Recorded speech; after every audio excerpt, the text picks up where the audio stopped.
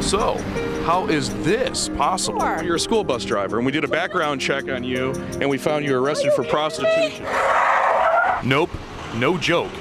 We caught a convicted prostitute driving bus number 1081. I waited 2 weeks for a call back from Moore's staff, then headed over to her district office in the 3rd Ward. Yeah, hi, this is Rob Koebel with Channel 4. I was wondering, is Congresswoman Moore around?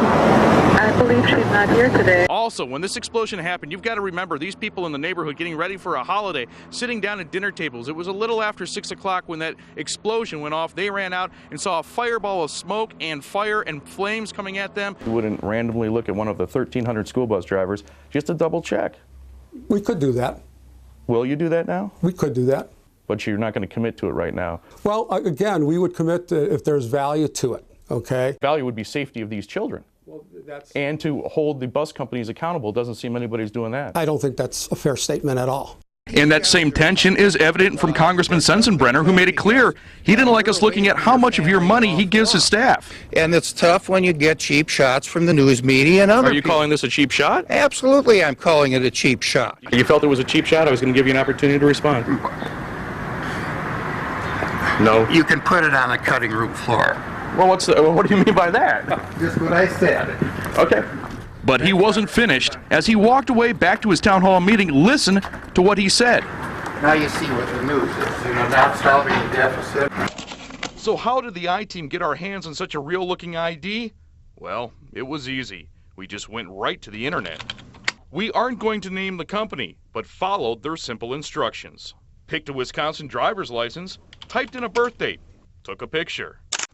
And not long after, we got an email with more instructions. Just wire $200 via Western Union. And a few weeks later, a silver package from China arrives. The customs receipt claims it's a metal puzzle sample. I don't know what this is, but it looks like we got ripped off. We specifically requested the company follow all U.S. custom laws when shipping. Well, wait a second. And a closer look at the package reveals hidden underneath the puzzle, wrapped in paper, was my 2 Wisconsin driver's license. Wow. Perfectly legal to buy, but illegal to use. Michelle Whitmore was the first woman in the history of the National Guard to be killed in action. 7 years after her death, her family works to keep her hopes and dreams alive. How you doing? Long way from Tampa, Florida, but we had some questions. A bunch of people were wondering about their money and their tuition. The next time we spotted him picking up his mail, we confirmed the pattern. And while clutching the bogus invoices, the BBB says Opes sent to several different companies, it was time to ask him what was going on. Are you just ripping these people off? Come on, Scott, give us a second. Scott Opes may have ran from our cameras right here in Vegas when we busted him a few years back. Rob Koebel is live at Bayshore with this story. Lots of people out there, Rob. Oh, a lot of people out here, Charles. You can still hear the Christmas carols playing right now, and take a look around here. People still shopping, looking for some great after-Christmas deals. That's almost $1,400 of your taxpayer dollars. I was in pursuit of somebody that was very dangerous. I came back, my badge was gone. Do you think I should have paid for my badge, Rob? Well, no, I'm not saying that you should pay for the badge. But I see, I also have here, Chief, though, too. Yeah. And there are, I totally understand, expandable wands and batons when they're chasing a suspect. But a lot of these reports here, they're just careless, lost badges. Well, I can tell you this will be the last time you see this fake ID because we're going to cut it up right here, make sure that it's not used. You know, there's so much that's happened here, right over there in that end zone's where Bart Starr went over, you know, right at the 1 yard line. And he says he loves the diehard Packer fans who will do anything to support their team. If that means freezing your tail off, that's on aluminum seats, that's exactly it. Like your fathers and forefathers before you. It's part of the tradition, isn't it? It is, yeah. Well, it's the night no one can forget, the night a frantic naked boy escaped from Dahmer's apartment pleading for help, only to be taken back to the killer by the very cops who could have saved him. How you doing? Good, how are you? Good. I was wondering, do you guys buy gold? Yes, we do. She weighs the ring right in front of me and explains that the gold will be used as scrap metal. When we're gonna melt it, we're gonna remove the stone. Yeah, the stone's not anything yet. I was just trying to get an idea. She disappears for a few seconds and comes back with a price. $150 the most.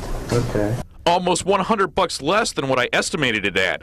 Off to another shop. 2 1/4? Okay. $225, a big difference from our first stop. So I would say I'm a pimp of some of the great concepts that seekingarrangement.com stands for. That's the site's creator. I think the media likes to focus on the escortish portion of it, but really it's not. So the I-Team goes undercover and goes out on a date to test out his claim.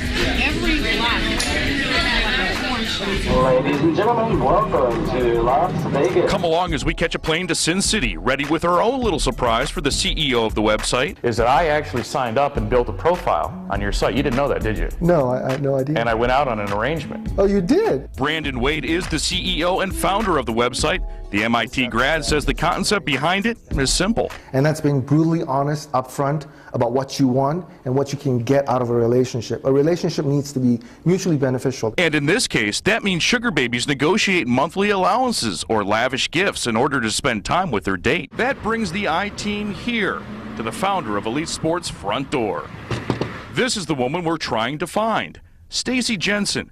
She's easy to find online. These are the photos of her on her company's website.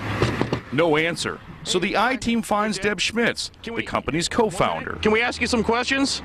Hey, Deb, just 1 second. We had some questions about the charity. She wouldn't even get out of the car. The I-Team continued to reach out to Elite. Phone calls, texts, email. And when I asked the representative, do they consider this voter fraud, they said no, as long as the person that is making that vote for them is doing it the correct way, which they asked them to do. Mike and Carol? Rob, we saw Scott Walker took a stand against this practice years ago. Did he have any comment tonight? Oh, that's a great question. In fact, we reached out to the governor's spokesperson. He has not returned a phone call yet, but I hope to hear back from him tomorrow. Okay. Live in Madison, Rob Koebel. Back to you. Okay, thank you very much, Rob. And the best advice we can give is do your homework. And if you love Pawn Stars, I've got good news for you. We're posting the entire interview I had with Chumley online at our website, and he also shares with us the one thing that fans do that drives him crazy. A lot more other stuff, too, about the old man on there. I see you're still wearing your ring, by the way. I didn't think it was good enough. There is no price you can put on a Florida Gator ring. Maybe only Wisconsin Badgers would beat that. That's right. Okay, thanks, Rob. And now Elite Sports says this is legit, but Michelle is still skeptical this will work out, so we will continue to follow this story to get her answers and her saga. By the way, since the auction, the Jennings Foundation has severed all ties with Stacy Jensen and her company. Well, hopefully Michelle will get her trip or her money back, preferably the trip. We'll stay on top of it and make sure. Absolutely. Right. Thank you, Rob. And the district hasn't answered us about how and why she was hired. I want to know what you think. Should the district have done a better job looking into her past job history? Email me at rkoebel@todaystmj.com. And Stephen Carroll, not only is she in charge of the school, remember that budget is $6 million. Now, hopefully NPS will be spurred by this report to tell us something. Give us more information. We're asking for it. You'll keep us posted, we know. Oh, yeah.